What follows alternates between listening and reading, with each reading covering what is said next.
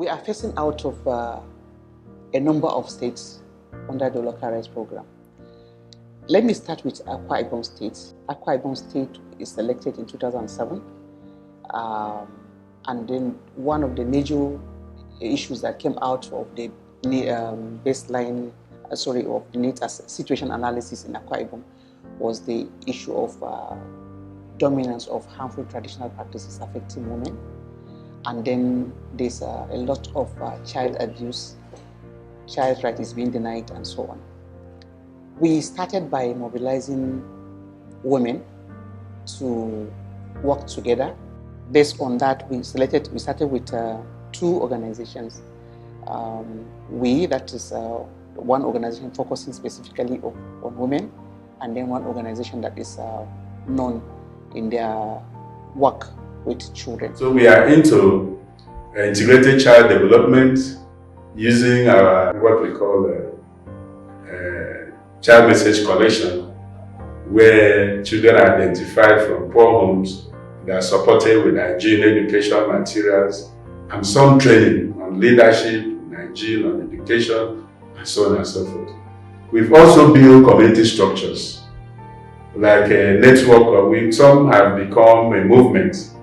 We have women peer educators. We have groups in communities that have come together to form a network of women peer educators of Nigeria, UPEN.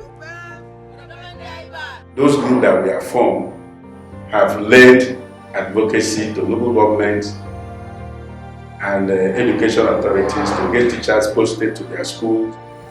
Like in my primary school there, hardly you see up to 3 or 4 teachers in the school. So when we women, we sat down and think, how are we going to stop this kind of a problem? We move with one voice and meet the village council. We speak with them about the condition that we see. So we send a letter to government to help us. In my school there, we have 14 teachers in the primary school there now. Students used to sit on the floor to learn because of there was no seat, there was no desk for them to sit and learn well. We have a lot of problems concerning the buildings. The classroom will leak. Sometimes if they stay in the classroom, the ceiling may fall on top of the pupil. When they take the information to their parents, the parent would not allow them to come back the next day. So that was the problem we are having since 90s. So with the help of the Action Aids, they came in and built a new block for the community. They gave us a desk for the pupil to sit.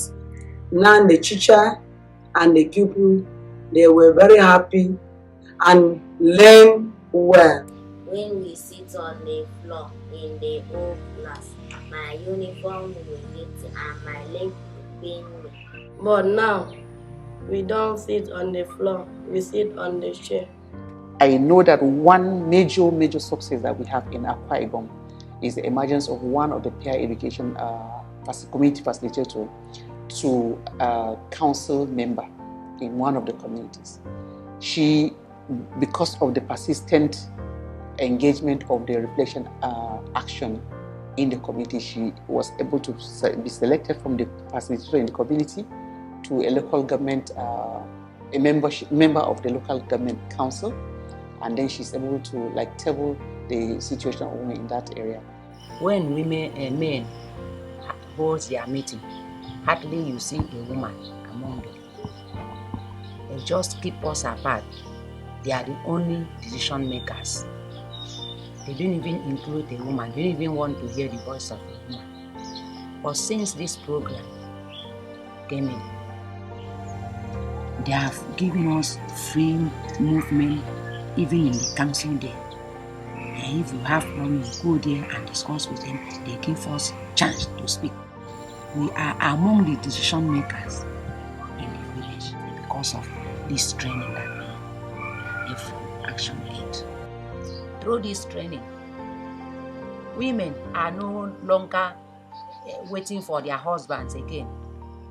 to provide food at home, we normally provide food for the children in the family, even to our husbands, because we are now learning how to trade, how to do little things that can provide money for us daily.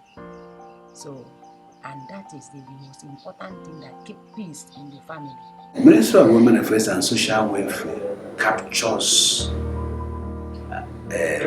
activities of women and children and the disabled.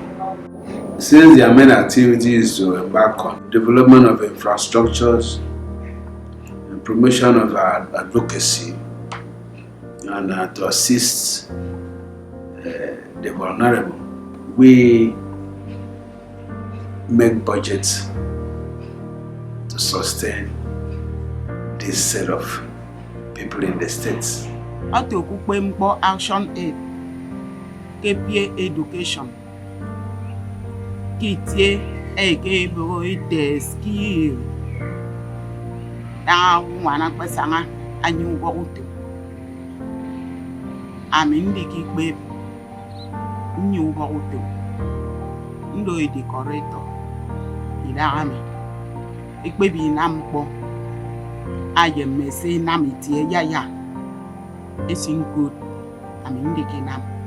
When Action Aid came and introduced an empowerment program, which we all embraced, and since we participated in the training and came back, we decided to stand on our own, because from the training we learned that we could be able to do something and stand on our own. So we came up together with the idea of raising the piggery farm, which you can see today is a progress. We started with just one sow and one boer that was given to us as a startup pack by Action Aid. I want to say a very big thank you to this organization because they've done it well. They've kept us going since then.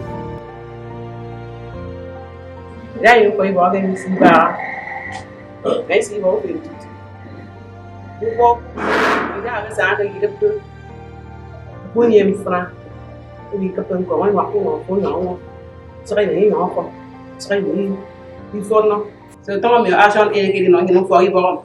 Ibe for Ibom e dia ko nya. Ane ti ngam ngino ke se do ni ti ko for Ibom. Akau kan pare ni. De fan man go ke se man ke se mi no ka for Ibom ke no tin sa pin ke pare ni. Tama ke yum ni do ni ni chong sa pin ni ke ko nya mi. Tama for Ibom action e ke di dia pin ni. So for Ibom mi ngwa. Ngam ni do ni ko. Wa mi kon do ke kan ba wu. Hile me bia.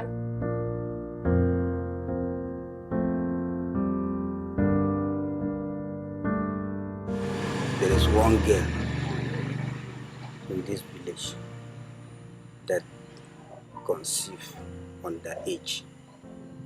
So immediately this incident happened, that boy has run away because of that. So people find him. We could not see him where the boy ran to. Even up to today, that boy never come back home. From there, the village council decide to bring punishment in case of this thing happen again with another person. Call Tankraya, knock something. If that thing happen again with another girl which is underage, then we agree for punishment. Whether we arrest that person for police or we sue that person to court. So since that decision was taken, that nonsense has stopped and reduced. Hardly for a young girl underage can pregnant again. For us to address the child's rights, we came through the capacity building of women to understand the implications of these issues, child abuse, and then also the capacity to say no. So that gave rise to training of youth on sexual reproductive health. And so this training has now given rise to clubs in the community, what we call sexual reproductive clubs in the communities. And I'm happy to say that the clubs are very dynamic. They are taking on the training of one another. I can recall 15 years ago, when you walk into the community, this community, Koromiangede, you find out teenagers with pregnancy. Most of them already have one, while still carrying the second one at the age of 13 to 15. These teenagers that were involved, they don't know their rights. So that was why they fall into all those, being a victim of teenage unwanted pregnancies. So as a result of this teenage unwanted pregnancy, we've recorded a high amount of school dropouts in the community, most especially the girl child. So these issues triggered the intervention of the Action Aid with their partners to come in to our aid. So we really thank them so much, because as at now, we've been able to record a success story in terms of the reduction of teenage unwanted pregnancy. A lot has been done in terms of training, on livelihood, in terms of training on advocacy.